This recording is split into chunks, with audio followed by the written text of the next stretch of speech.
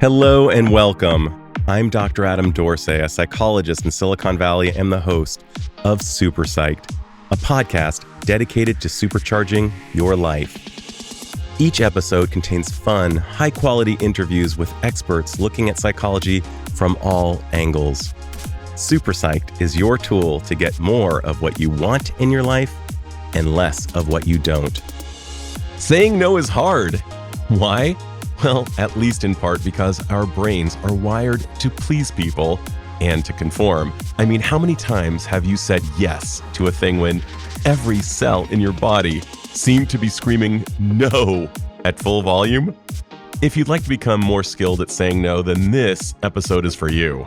Dr. Vanessa Patrick is a professor of marketing and the associate dean for research at the Bauer College of Business at the University of Houston. She's also the author of a book I loved called The Power of Saying No, the new science of how to say no that puts you in charge of your life. And I'm not alone. Dan Pink said this essential guide will sharpen your mind and steel your spine to live life on your own terms. So listen in as Vanessa explains how to say no and regain power in your life. Dr. Vanessa Patrick, who has asked me to call her Vanessa, welcome to SuperPsyched. Thank you so much. I'm so thrilled to be here. Your book is so crucial. It's so elemental in our lives. It hits every cell in our body, the way we comport ourselves throughout life. Being willing to say no is so hard. It runs against the way our brains were designed. And you talk a bit about your own struggles with it and what compelled you to write the book. I was wondering if you could talk a little bit about you and the word no before we get into the book itself. Absolutely. Thank you so much first for your kind words. I do think that it's such an important topic. And I'm so excited that this was the topic of my first book. Like a lot of researchers, we do research, but it stems from something that we are deeply curious about, right? I grew up in a culture where compliance was a social norm, and you kind of did what people told you to do and you just went your merry way. I did find, however, that there were instances in which my own views and my own preferences and beliefs were not necessarily acknowledged or pursued as a result of those social norms. And I found that this is something that is so essential for happiness and well-being, the ability to be able to live in accordance to your own values, your own preferences, your own priorities. And this is why essentially I wrote the book. I mean, there were obviously instances throughout my life that I've reflected on where, you have a choice. You have a choice in which path you're going to take. And sometimes you take the path where you comply with other people, and it doesn't necessarily go the way you would have liked it to go. And there are other times you do what you feel is right. For instance, one critical junction in my life was when I completed my basic college, and my entire family felt that I needed to become a medical doctor. I was the eldest grandchild. This was the career for me. And I came from a family of doctors. And we had a clinic that was thriving, and all my uncles were involved in it. And they really thought that this was something that I needed to do. And they expected it of me. And I just did not want to do medicine. And I remember a moment where all my uncles came to my living room in my house and told me to sit outside while they talked to my parents. And I could hear them. And essentially what they were telling my parents was, if Vanessa does not pursue medicine, she is going to be a failure in life. And I was listening to this, and it really affected me. Fortunately, my parents told me to do whatever I wanted to do, and that's what I did. But I do think about a situation in which, let's say I had kind of conformed with those expectations, I might not have been where I am today. I might have been probably, a doctor, successful, but not as fulfilled and happy as I am today doing what I've chosen to do. All of us can look back on our lives and think about ways in which we kind of did what we wanted to do and it's led to a path that we are happy with, or perhaps the opposite. It's so wonderful to hear you say that your parents were in support. I was working with a woman, 25 years old, was accepted full ride for a PhD at a place that you and I both know about very well. And you don't say no, except she was on the fence. And after talking about it with me extensively, she came to the recognition that she was going to need to let her family down. Her family was also immigrants, sacrificed a lot to get here. She was carrying a lot of weight. She wanted to go a different direction. She recognized at this juncture, rather than at 50, that her life, her opportunity cost, the dash between her birth date and her death date was not meant to be doing that. In my own family, of course, I have a very similar situation. I came from a family of doctors, and it was kind of a binary proposition. Either you're a doctor or you're kind of not much of anything. I'm Jewish, and there's an old Jewish joke. Do you know when the Jewish fetus becomes viable? And the answer is after medical school. But my father very wisely did not require this of me. I would have been a failure of a doctor. I would not have made it. But I'm so glad that both you and I had parents who were willing to be more cognitively flexible than suggest this binary proposition of either you are this or you are nothing. Absolutely. I would love to talk about peer pressure. Our brains, as you well know, are wired historically for the survival of our species. We needed to do so. And these days, our options have changed dramatically. We have I would say the luxury and even the directive of being willing to say no to something, unless it's a hell yes. We'll talk about the hell yes later. But you talked about George Orwell and Killing an Elephant and something, which is a great story. We're not going to get into that so much, but for those who've read it, you'll recognize the theme in a notion called the stadium effect. I often think about the poor person who's being proposed to in the stadium. Let's talk about the stadium effect. So it is true that we are more likely to say yes when we are in a social situation and everyone's eyes are on us. So I talk about in the book this notion of the stadium proposal effect, which is essentially saying yes because you want to conform to the expectations of everyone watching, right? So if you think about those big jumbotrons and everybody watching while the guy proposes to the girl on the screen, she has very little choice other than to say yes. And we have those kind of mini stadium proposal moments in our own lives where people come to us and ask us something, and then we feel that we have no choice but to say yes in the moment.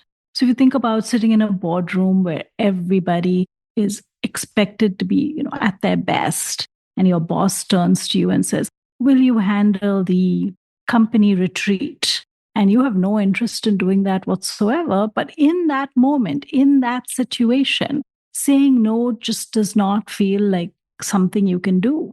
With the social pressure, the eyes on you, these are situations in which we do find ourselves trapped into saying yes, even though we want to say no.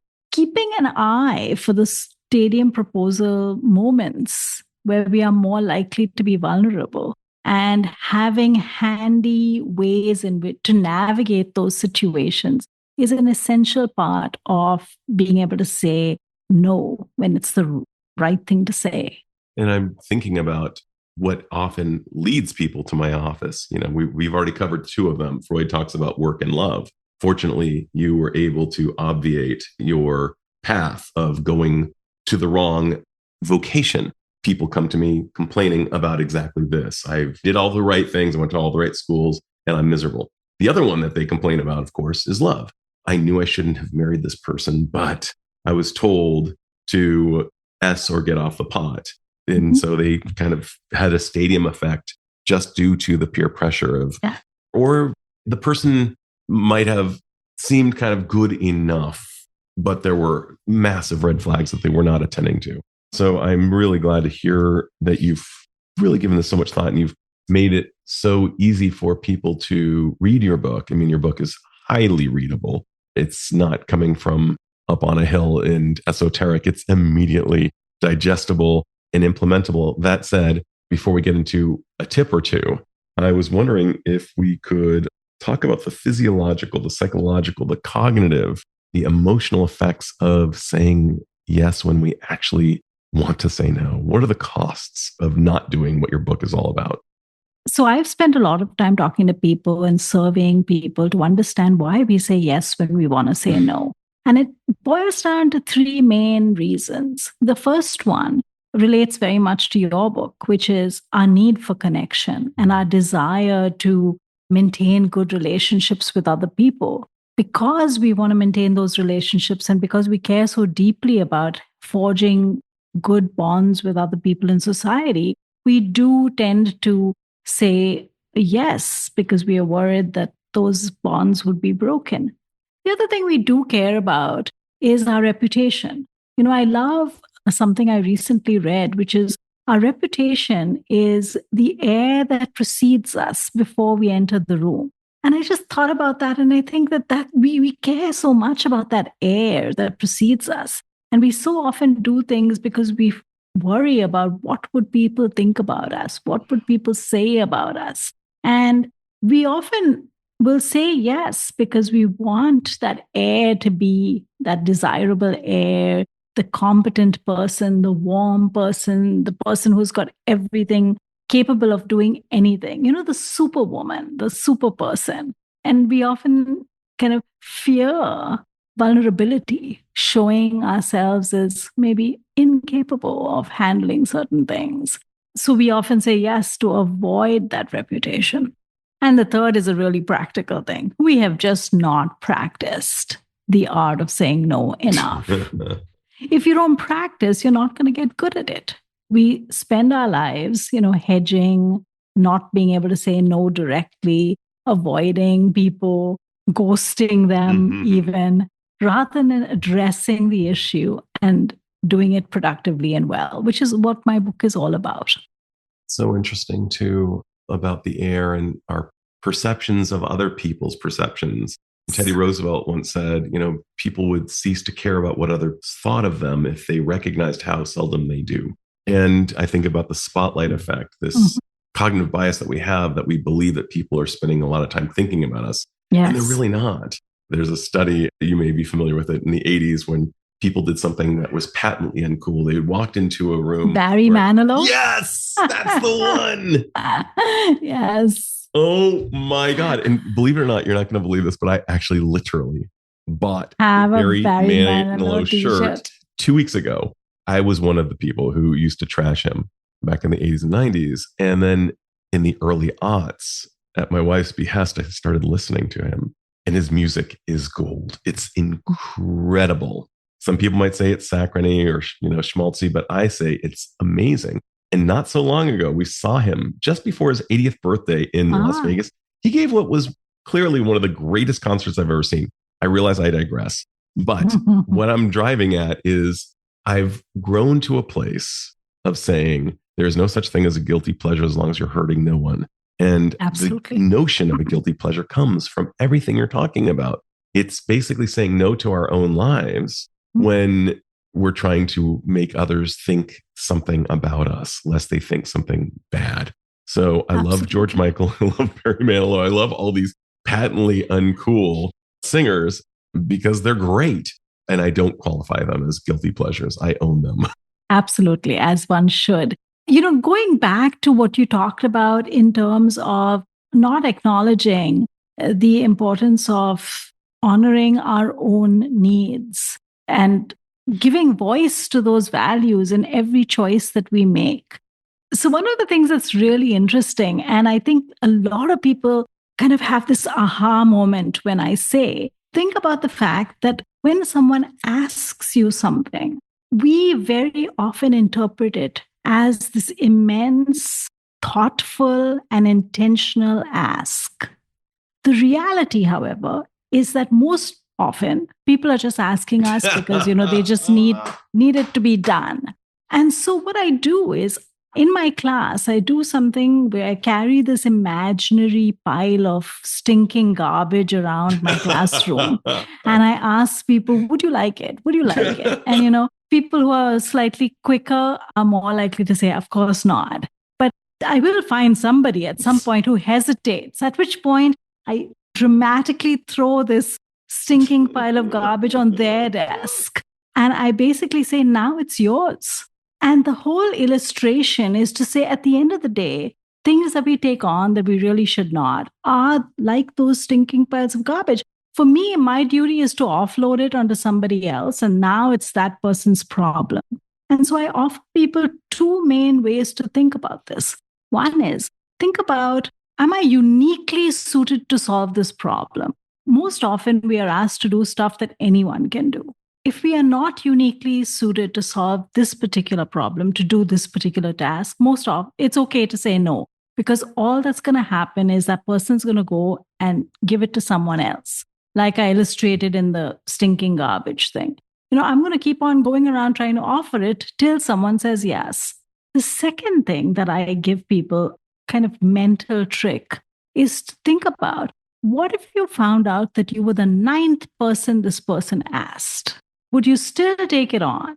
Interesting. It makes it very salient that sometimes we take stuff on that we are not uniquely suited to, that we are just being asked because someone needs it done. But if I was the 9th person, I can see it kind of a fork in the road going either way. Like, oh, yes, I got to take it off this person's hands, or, I'm just the 9th person, so yes, it's not such a big deal. So I'm not sure which one. So it really depends on how you process it and how maybe you're the right person. Because I often think about the fact that if I say no to something, I don't feel so guilty because it's the wrong thing for me, but it might be the right thing for somebody else. Fantastic. And thank God you did not become a physician, because we wouldn't have you walking around the class carrying trash and putting people through thought experiments. Imaginary trash. Imaginary trash. But what a brilliant thought experiment, by the way.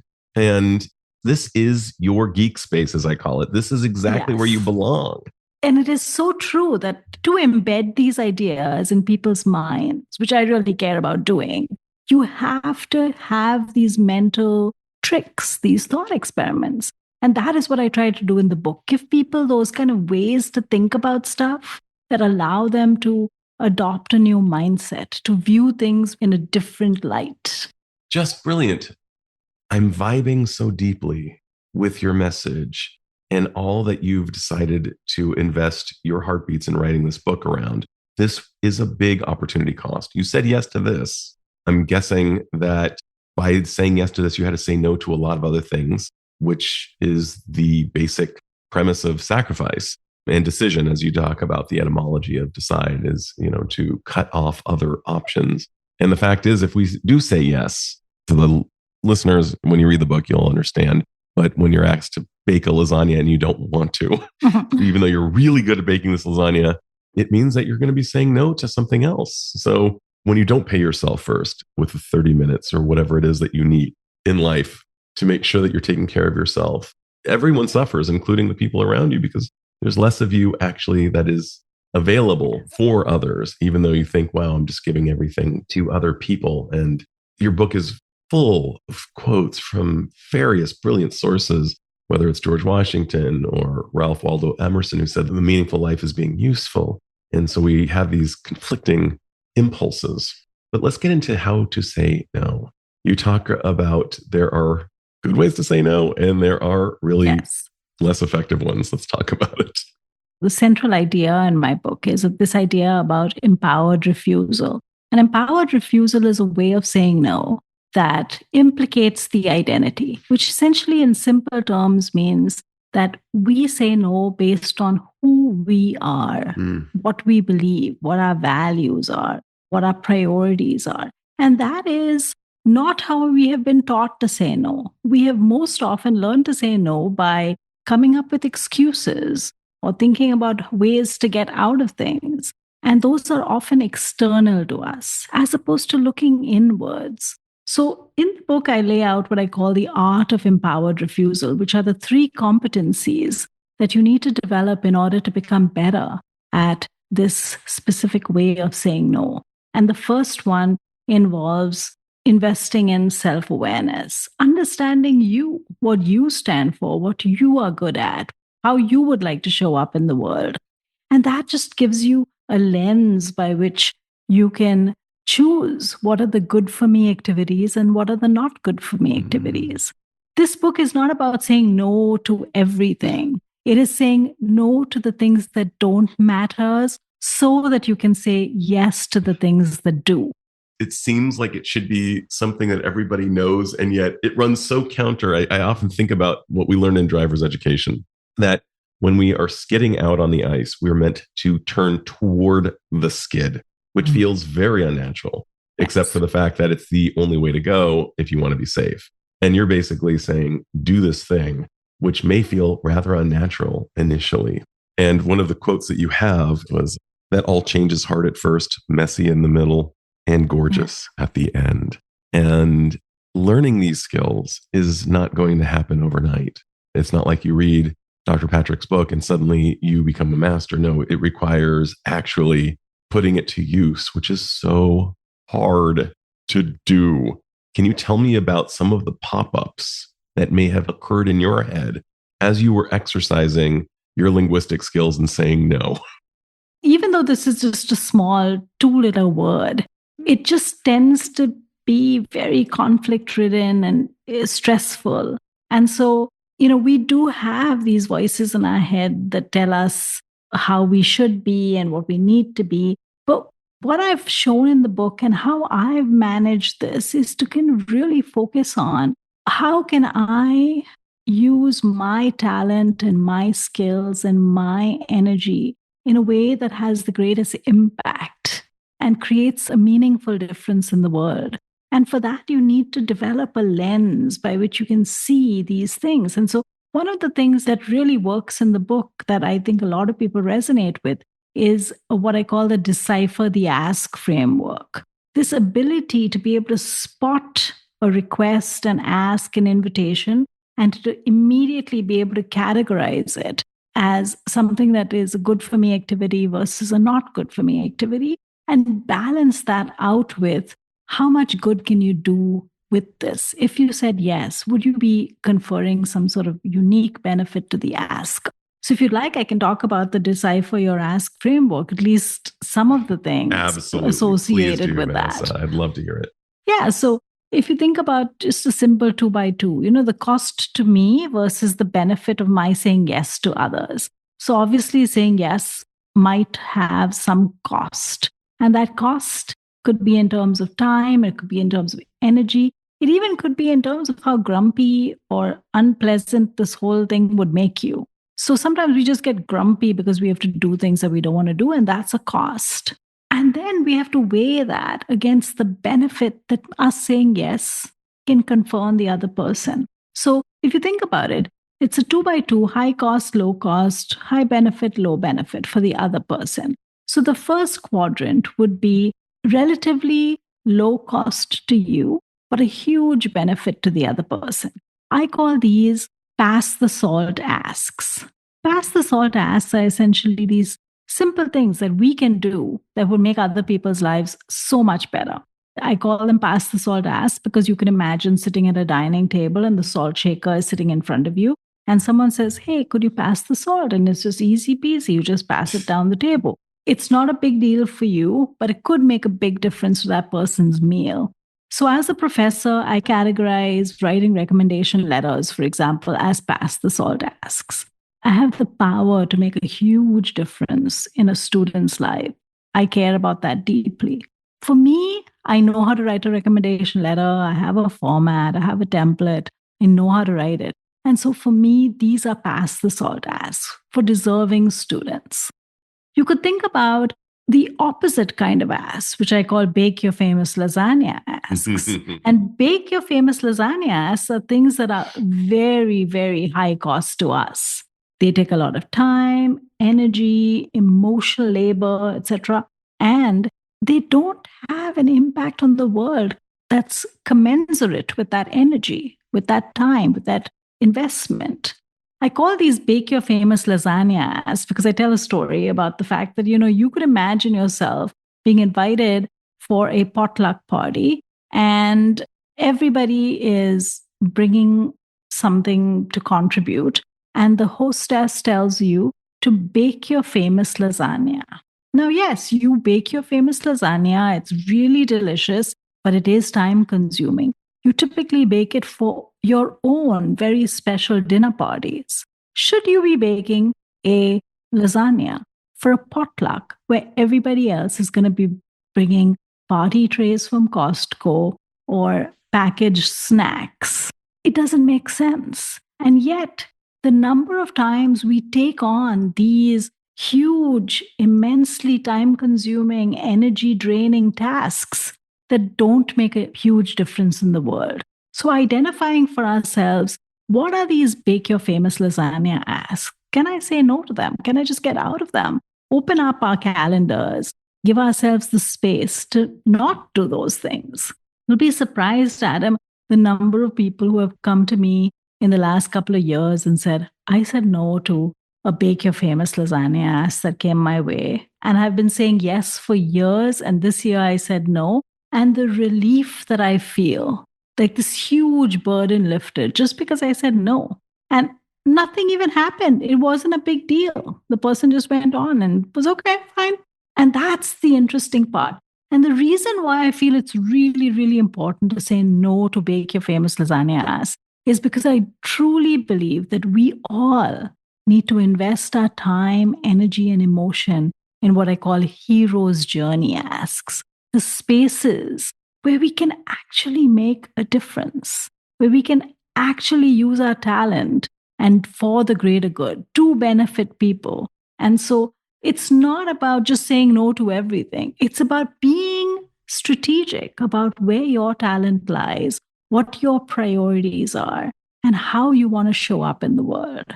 Vanessa, that is so brilliant. And it feels like the key variable within this cost benefit X and Y axis is energy drain. So if the person being asked to make the lasagna was in the same scenario in which there would be Costco dishes, but they intrinsically adored making lasagna, and it was a stress release, by all means.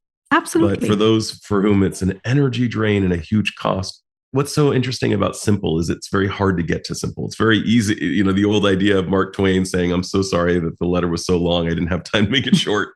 You know, short and simple are hard. Usually it requires a lot of system 2 thought in order to get into that space of creating something so seemingly simple. And that is really what your book is. And again, listeners, whether you do it on audio like I did or in the print form like so many others, this book is frankly not optional reading. You have to read it because the hours in your life are fewer than we think. And this will increase the likelihood that those hours are empowered. I mean, the central theme is all about empowerment. Let's talk about empowerment versus non-empowerment. What happens when we are empowered? What happens when we feel disempowered? What are the effects? Empowerment is a psychological state of feeling in control and having power from within to be able to do what you are meant to do, to live the life that you choose for yourself. I very often think about it as being in the driver's seat of your own life. You know, when you're in the driver's seat, you are empowered because you essentially have control over the vehicle. You know where it's going. You know where you need to go. That is what it feels like to feel empowered. And what I show in the book is that we need to be able to invest in learning linguistic cues or language. We need to learn about how to use nonverbals to convey the empowerment that we feel. So, for example, one of the big aspects of the book is how do we say no in a way that comes across as empowered? And it boils down to a combination of using language as well as body language to be able to communicate your empowerment. So, for instance, in some research that I've done, we show that instead of framing your refusal saying, I can't, reframing it to saying, I don't, implicates the identity and conveys empowerment to the listener. So think about if you offer me a slice of cake and I say, I'm sorry, Adam, I really can't. You're going to say, why not, Vanessa? What's one slice of cake? It's nothing. Enjoy the cake. You might push back. You might inquire why I can't eat cake. On the other hand, if I say, I'm sorry, Adam, I don't eat cake, it reflects a personal stance. It conveys that this is a way of being. I don't is a very powerful word. The same way I never, I won't, I have a policy not to. In fact, in one of my classes, we decided to call these standing up words because it's very hard to say, I don't, I won't, I never, without actually standing up tall. And that's where that whole body language bit comes in as well. When we feel empowered, it shows not only in our choice of words, but also in the way we communicate. We lean forward, we come across as much more confident. People can pick up on the fact that our power is contained. If you use words like I can't, it leaks power. You can imagine a situation where you can see power like draining out of the person. Whereas when you say I don't, the power is contained within and communicated to the other person. I love that so much. It's tantamount to having a friend, perhaps from the Jain religion, who would not dream of going to a steakhouse. They don't eat steak. They don't. I know a man who's experiencing some hearing loss. He no longer goes to loud restaurants. I don't go to restaurants that are loud. And it's a non-negotiable. It changes the entire dynamic of the interaction. You talk about Isabel Allende, who very wisely on her website talks about things that she does and things that she does not do, as well as a female CEO who does not do a 5-minute stop and chat. And she says, I don't do that. Are there any other ways that we might be shooting ourselves in the foot when we're wanting to say no, but we mean yes, and we run the risk of engaging in what I call the consent and resent cycle, where we say yes when we mean no? Yes. Because we struggle with saying no, we often say no in a very wishy-washy way. I found too many people who kind of want to please you, so they don't say no. Let's say you ask me to help you move boxes from your third floor apartment to your car on Saturday afternoon. And I have no interest in really helping you move those boxes, right? I could say to you, I don't carry heavy things downstairs. And it could be because I have a back issue or I'm wearing high heels, whatever it is. At the end of the day, that's not what I do. Alternatively, you will find most people hedging their way out of that situation. I really don't want to, but if you really need me to, I will. I'll let you know how I'm placed on Saturday afternoon. All of those things essentially leaves the asker and the respondent in a state of limbo. And it does not communicate clearly what your true intentions are. What I've learned through this work is that if you want something to be attended to, you need to state it. You need to be able to communicate. This is what I want you to focus on so that I don't have to deal with it anymore. One of the most interesting studies that I ran was comparing empowered refusal to excuses, because excuses are like those wishy-washy no's, right? Like, I'm really sorry I can't, my dog ate my homework, that sort of stuff. And what I found is that in the short run, the scenario I used was loaning money. So someone comes and asks you for money, and you either use empowered refusal, but saying, I'm sorry, we are really good friends. I don't lend friends money.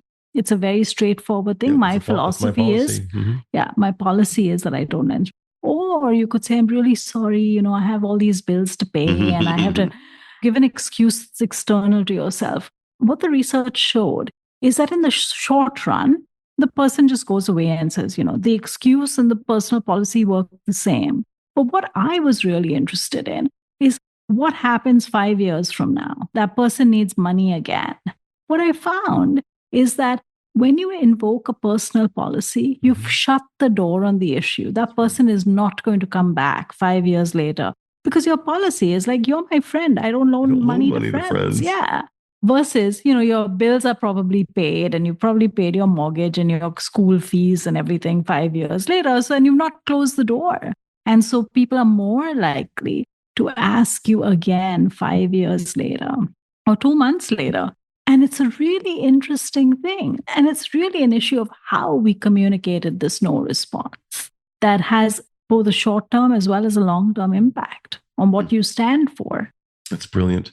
So Vanessa, what about the person who perceives that the asker will not take no for an answer? Yes, unfortunately for us, we do have people in our lives who are what I call pushy askers. They just don't want to take no for an answer. I have a whole chapter on dealing with pushy askers, Adam. I call pushy askers walnut trees. If you go back to the literature, they are called a whole variety of things. Jerks, difficult people. I like to think about them as walnut trees because they just become more easy to manage. I characterize walnut trees, and I use the word walnut tree essentially to describe these very tall, imposing trees with beautiful canopies and dominating the landscape. And what the science shows is that the reason why walnut trees can thrive and dominate the landscape is because they exude into the soil and they have a root system that spreads out 50 feet from the trunk of the tree. They exude into the soil a chemical called juglone, and it essentially is a herbicide. So while they are thriving, they stunt the growth of all the other trees around them. Oh my goodness. There are people like that, right? There are people, it's all about them. It's all about what they need. It's all about them thriving, and your needs and what you don't want to do is not something they care about. And when we actually characterize these people as walnut trees, we can think about the different species of walnut trees. You're the passive aggressive walnut tree, the ghosting walnut tree, whatever. And I outline the strategies by which you can still emphatically emphasize your no despite the presence of the walnut tree. So if you have a walnut tree in your life, that chapter is a pretty important one. So good. Well, Vanessa, I'm going to ask you my miracle question, my final question, and that is this. If you had the power to confer upon all humanity one insider skill that would dramatically improve the lives of the individual, and since we're all connected, perhaps the people around that individual, what would that insider skill be, and how do you imagine it would improve the lives of the individual as well as those around that person? I would say that I would like everyone to be a trustee of their own life, to take ownership and feel responsible and accountable to themselves for the way they live and how they show up in the world. That's brilliant. And how do you imagine it would impact people, the individual as well as those around? I think we just have people who are living their best lives and doing good in the world. I think we are an intrinsically giving species, and we will look after other people when we look after ourselves. And when we start giving ourselves the power to be who we are, to be authentic, to be real, we will be able to show up in the world in our best form. Brilliant. I think about intimacy itself, and intimacy is reliant on the idea that each person shows up authentically. And what your book is, it's so many things simultaneously, but amongst them, there is a connection between your book and mine, as well as for greater intimacy with self and others. Wonderful. Vanessa, so glad that I got to have a thoughtful conversation with you about this pivotal book. And I just hope everybody goes out and reads it. And I think it will be to the betterment of everyone, quite frankly. Both the asker and the asked will feel better about life when there is more congruence between people. So thank you again for this amazing chat. Thank you so much. I'm so grateful for this conversation. This is Dr. Adam Dorsay thanking you for listening to SuperPsyched. If you know anyone who might like it or who might benefit from listening, share it. And if you like the episode, please hit subscribe